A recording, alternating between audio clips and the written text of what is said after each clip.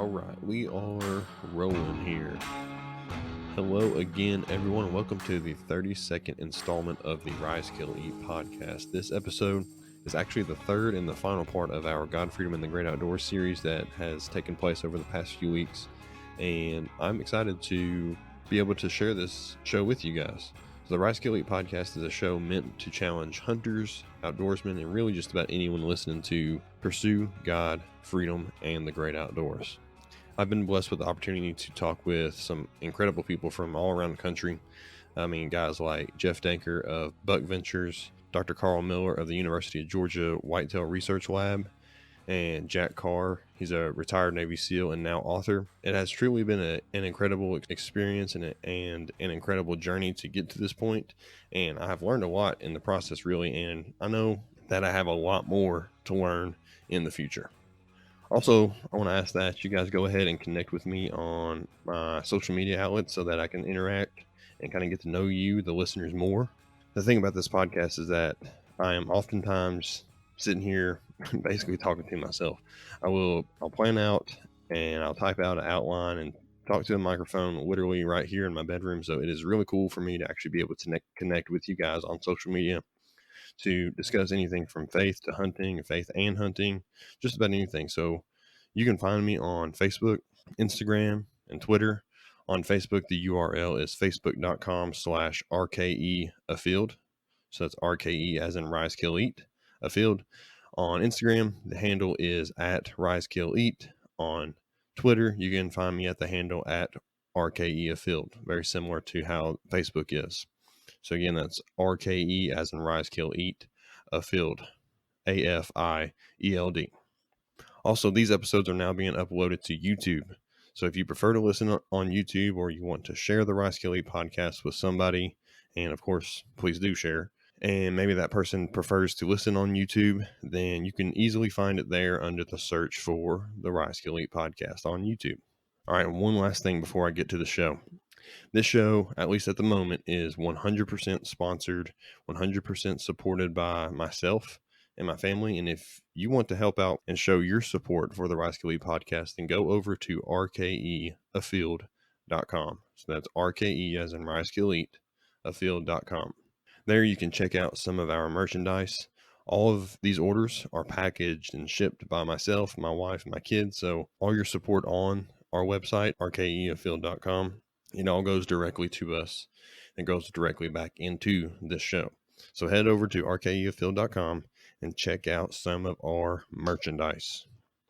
Anyway, what I want to discuss with you guys today is the third and the final part of our God, Freedom, Great Outdoors series. So over the past 3 weeks, I have dissected the slogan of the show and explained why I chose God, Freedom, and the Great Outdoors to be the slogan that represents and I guess kind of encapsulates the Rise, Kill, Eat podcast. If you are just joining us here on the Rise, Kill, Eat podcast for the first time, then first of all, let me say thank you for choosing to listen to the show today. And I hope that you enjoy the show. And then secondly, of course, let me ask that you go back and listen to the first 2 episodes of this series. This has been a really cool opportunity for not only hopefully you, but also for me, because it has given me the chance to think through, write down, and of course actually say out loud what the mission and the purpose and really the meaning behind the Rise, Kill, Eat podcast is. And I know I have benefited from it, and I hope you guys have as well. But in part 1, I broke down why God is the first thing mentioned in the slogan of the show and gave a little bit of my backstory for why God is the most important aspect of my life and, of course, the show. Essentially, I divided the reasoning out into 3 parts. So God's guidance throughout my life, for me personally, even whenever I didn't recognize him, recognizing God as the creator of all of us, as the creator of the world, the universe, and everything in it. And the final part was recognizing God as the provider of all things. He is our ultimate provider of spiritual needs, emotional needs, and physical needs. So those were the 3 parts that I kind of made up the episode number 1 of this series. Now in episode 2, in part 2 of the series, I dissected what freedom means for me. So this episode was also broke down into 3 reasons for why freedom is important for me and how I would define what freedom is. These 3 parts were that we could experience freedom in our lives, spiritually in Jesus, patriotically, and in the outdoors. And all those factors were discussed in that episode as well. So go back and check out episode 2 of the God, Freedom, Great Outdoor series as well.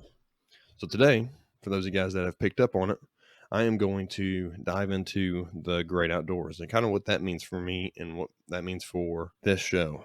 So now the outdoors is something that I believe everyone can appreciate, not just hunters, not just anglers, not just, out quote unquote outdoorsmen, but everyone can and should have some kind of appreciation for the outdoors, nature, and God's creation. So this podcast has attracted mostly hunters because of the content discussed on this show and the types of guests that I've had. But I do believe everyone has the opportunity to gain an appreciation for the outdoors. Now, I understand that this level of appreciation is going to vary from person to person based on a variety of factors.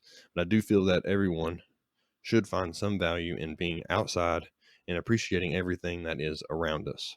Now, it is unfortunate to hear about people who simply don't go outside anymore. You may hear this with parents talking about their kids, how their kids just don't go outside. And you may hear it with people of all ages because of technology or because of work or whatever the issue is, where we just don't go outside anymore. So it's unfortunate to hear that this is going on. And this is really a real issue. And this may be even more amplified right now in the midst of this public health issue that seems to be consuming everyone's way of life right now. But people are simply just not going outside anymore. Now, not to get too much on a tangent here, but the agencies and the organizations that are determining the guidelines and the regulations for the public right now are not saying that people can't be outside. That's not what they're saying. I think there's a major misunderstanding with what's going on right now. There's all kinds of stories, all kinds of people who are suggesting some things and blah, blah, blah. But the bottom line is that they are not suggesting that we don't go outside. They're simply asking us to practice this social distancing and not come into close contact with other people. In fact, going outside for a walk or a hike somewhere is an easy way to practice this. So this really is no excuse to sit on the couch for the next month or 2 or 3 or however long it takes us to get through this and get no sunlight at all. It's not an excuse.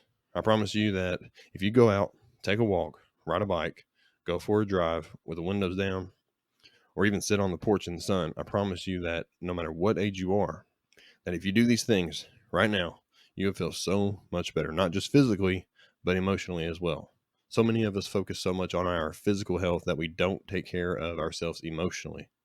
But in all reality, these two things are very closely related. So it is important for us to not only take care of ourselves physically, but we also have to take care of ourselves emotionally. Sorry, that was a little bit of a rant that I wanted to go on, but there is some validity in this because we are not meant to just sit inside. We are meant to be outside. We are created by God to experience His creation. We are not created to sit and dwell in the darkness of our homes and the boredom of sitting on the couch all day. We're not made to do that. Now, some of you guys may disagree with my mentality on this, but that's okay. Or you may know people who disagree with my mentality on this, and I know people that disagree with me on this, but that's fine. It really is. I truly feel that we are to experience God's creation by being in it, feeling it on our skin, and walking through it, not just sitting back and thinking about it or looking at other people experiencing it.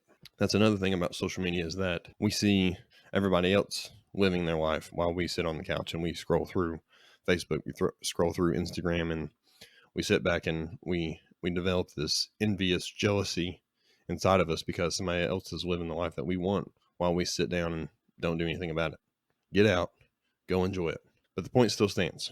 Okay, in the handling of this pandemic aside, we are meant to see God in His creation, and there is no other way, no better way to do this than to actually be out there. So take a look at what Psalm 19 says. So this verse is in the very first verse. So Psalm 19:1 says, "The heavens declare the glory of God, and the skies proclaim the work of His hands." So how can we see the skies if we are never outside? Okay, that might be a little bit over the top, but a little bit exaggerated. But we are made, you can see in this verse that we are made to experience God in His creation, and we can experience the Creator through the creation. So I'm going to read that again. This is Psalm 19, verse 1. The heavens declare the glory of God. The skies proclaim the work of His hands. So this verse is telling us exactly what has happened on earth and what is still happening to this day. At some point, the earth, everything on the earth, all the stars, all the planets, the vastness of the universe, and even down to the smallest atom, the smallest molecule, all of this had to have a beginning. Now, I don't want to get too much into a scientific debate yet, because I think I'm going to end up saving that for a future episode. But the point is, we see the direct results of something being made around us. So we talk about creation. Okay, there had to be a creator. Okay, if you believe that there is a creation, it has to be a creator. We can see the creator because we can see the creation. We can feel the wind and not know exactly where it came from. Okay, there's a big question on where it came from, but we know that it had to originate somewhere. Okay, it's a very simple analogy for what we see around us. Okay, we can see our sun, and as much as we may take it for granted on a day-to-day basis, we know that at some point the chemical balance had to be exactly perfect in order for it to ignite and burn hot enough to withstand life, but not too hot in order to burn it up. And to hold that heat for years and years and years and years without exploding or burning out. There's a delicate balance there. I'm getting a little bit ahead of myself on this, but all in all, God's creation is a mystery. Because of the countless advancements made in the scientific community, we have seen how complex and how complicated our Earth and definitely our universe is. And I am convinced that regardless of how much we continue to learn, how much time and money we invest in discovering new evidence about our existence and our origin, we would never have all of the answers. God's work is a mystery, and we only know as much about God as He has revealed to us in His Word. But the things that we do know, because of what He has revealed to us in His Word, show how incredibly amazing He is. Referring back to Psalm 19:1, and there's actually all kinds of verses, just to list a couple here. Romans 1:20, Isaiah 43:20, go check those out.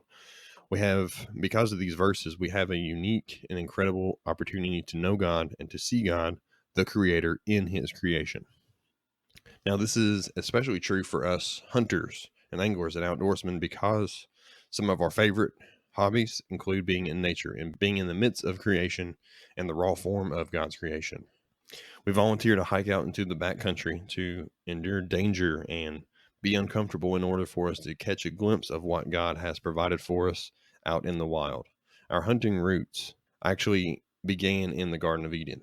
So a ton of people know the story of Adam and Eve in the Garden of Eden, and those of us that hunt and try to apply what the Bible says to all aspects of our lives may have picked up on this point, but many may not have considered this. So our hunting roots have actually started in the Garden of Eden. Let me kind of explain why, but at the point in which Eve abandoned God's order, so Eve had the order not to eat from the tree of the knowledge of good and evil, both Adam and Eve. Okay, so Eve decides after she's tempted by the serpent. Okay, after she's tempted, she is. Now there's a whole debate on whether the serpent was a physical being, whether it was a spiritual being, whether it was something inside of Eve, whatever it may be. The point is, Eve was tempted. She gave in to the temptations and she defied obeying God's orders. And Adam just simply kind of followed along with what Eve was saying, without rebuking her, without trying to correct her. And at that point, the Bible says that is when sin entered into the picture. Okay, and with sin came death. The wages of sin are death. So prior to this happening, in the first couple chapters of Genesis and first couple chapters of the Bible, prior to this happening, the Bible tells us that God had already provided everything that Adam and Eve needed, and that death was not necessary because there was no sin. Okay, so sin came along and death followed it. So at this point, death wasn't necessary. Essentially, everything was perfect for a brief moment of time. Now, the Bible doesn't necessarily tell us how long this took place, if it was just a couple of days, if it was a couple of years, or what. It doesn't tell us how long this state of perfection went on, but it does tell us what happened next. So in Genesis 3, verses 17 through 19. So this is after the fact that Eve decided to eat the apple, and God, of course, found out about it. And it says that, so this is God talking. Cursed is the ground because of you. Through painful toil, you will eat food from it all the days of your life. It will produce thorns and thistles for you, and you will eat plants of the field. By the sweat of your brow, you will eat your food until you return to the ground. Okay, so there's death. death is entered. Okay, we will have come from the dirt, we will eventually return to it. All right, moving on here. Since from it you were taken, for dust you are, and to dust you will return. So at this point, God has cursed the ground that we have been given. Okay, we talk about Genesis 1, how God has given us dominion over this stuff. Okay, now the ground is cursed because we messed up. Okay, mankind messed up, and now everything, we are going to have to work hard. Okay, it says painful toil. Let me go through this again. Cursed is the ground because of you. Through painful toil, you will eat from it all the days of your life. Okay, we're going to have to work hard. It's going to hurt. Our back's going to ache. Okay, moving on here, and it will produce thorns and thistles for you. Okay, so you can't look out into a lot of people's yards without seeing all kinds of weeds and all kinds of stuff growing up that people don't want them to. Okay, this stuff is coming forth through all the good stuff. And you will eat the plants of the field by the sweat of your brow. Okay, again, you're going to have to work hard. You will eat your food until you return to the ground, since from it you were taken, for dust you are, and for to dust you will return. So we're going to work hard in order to get our food, and that is especially true. So you see death enter the picture of our existence at this point. And the brutality of hunting. So hunting, of course, requires something dying. So the brutality of hunting in order to obtain meat and the hard work required in order to obtain fruit, vegetables, other foods became prevalent in our lives. This obviously wasn't just death for humans, but of course for all of creation. Plants die, people die, animals die. This was kind of the dawn of death. Okay, and consequently, it was also the dawn of hunting. We started hunting in order to gather our food. We had to kill other animals in order to gain their meat. So this was the dawn of hunting amongst humans and amongst other things in creation. I mean, there's all kinds of predatory animals who also needed to start killing other animals in order to consume them. So life eats life. And these roots were established and they are very prevalent today. And it is in these roots that a drive and a passion for the pursuit of the outdoors was born. And this drive and this passion continues to this day and is very real for a lot of us who still continue to hunt and still continue to get out into God's creation in order to hunt animals. At the end of each of my interviews with people here on the Rise Kill Eat podcast, I ask them, what does hunting mean to you?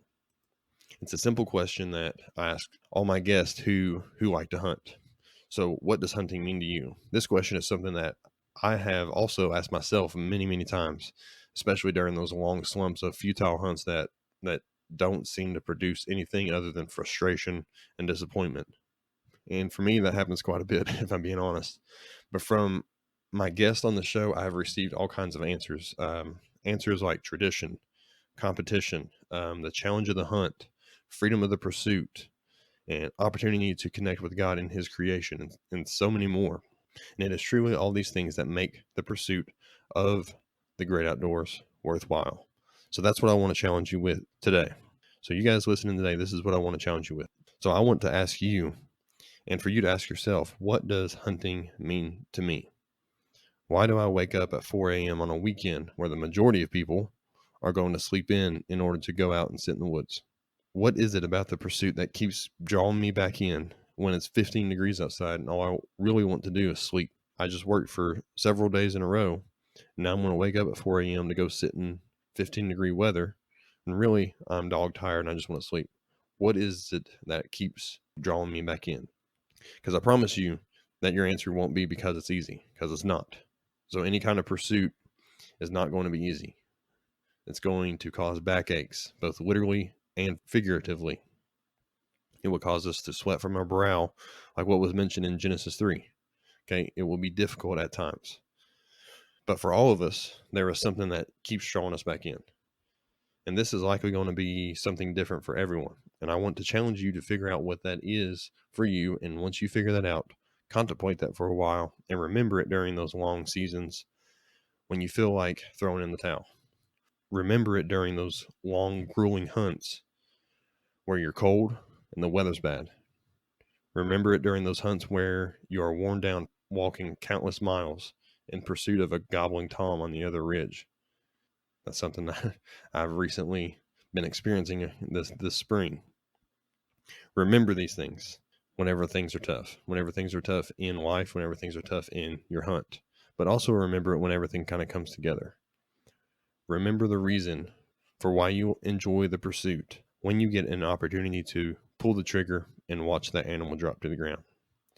Remember it as you approach the downed animal and see the fruits of your countless hours of hard work, diligence, patience, and perseverance. And also remember to give thanks to God for putting you on this earth and giving you the opportunity to hunt. You're healthy enough to hunt. You're wealthy enough to hunt. You're knowledgeable enough to hunt.